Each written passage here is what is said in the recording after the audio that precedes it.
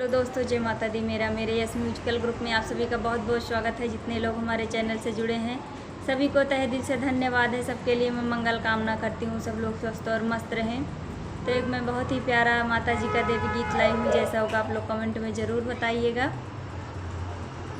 हे सासू अंगना लिपाईदा, हे सासू अंगना लिपाईदा, आई है अम्बे भवानी। हे सासू अंगना लिपाईदा, आई है अम्बे भवानी।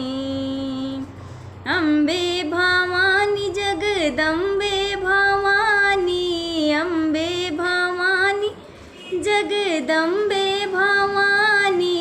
हे सासू अंगना लिपाईदा, आई है अम्बे भवानी।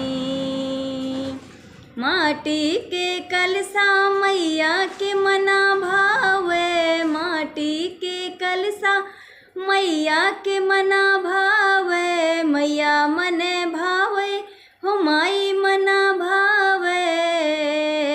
बेदिया पे अरे बेदिया पे कलसा धराईदा, अरे बेदिया पे कलसा धराईदा, आई है अम्बे भवानी। बेदिया पे कलसा धराईदा, आई है अम्बे भवानी।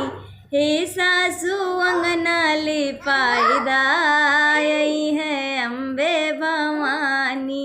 हे सासू अंगना लिपाईदा, आई है अम्बे भवानी।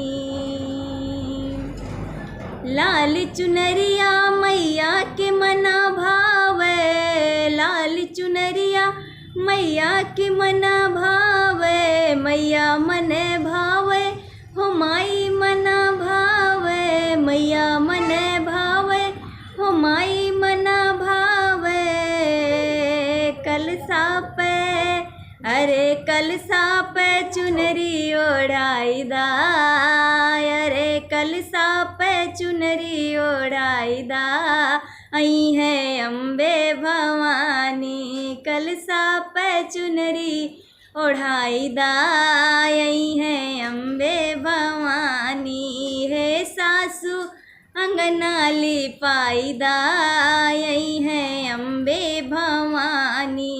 हे सासू अंगना लिपाईदा, आई है अम्बे भवानी। अड़हुल के फुलवा मैया के मना भावे, अड़हुल के फुलवा माई के मना भावे। माई मन भावे हो माई मन भावे। अड़हुल के फुलवा मंगाईदा, अरे अड़हुल के फुलवा मंगाईदा, आई है अम्बे भवानी। हे सासू अंगना लिपाईदा, आई है अम्बे भवानी। मिश्री बतासा माई के मना भावे, मिश्री बतासा माई के मना भावे। माई मना भावे हो माई मना भावे।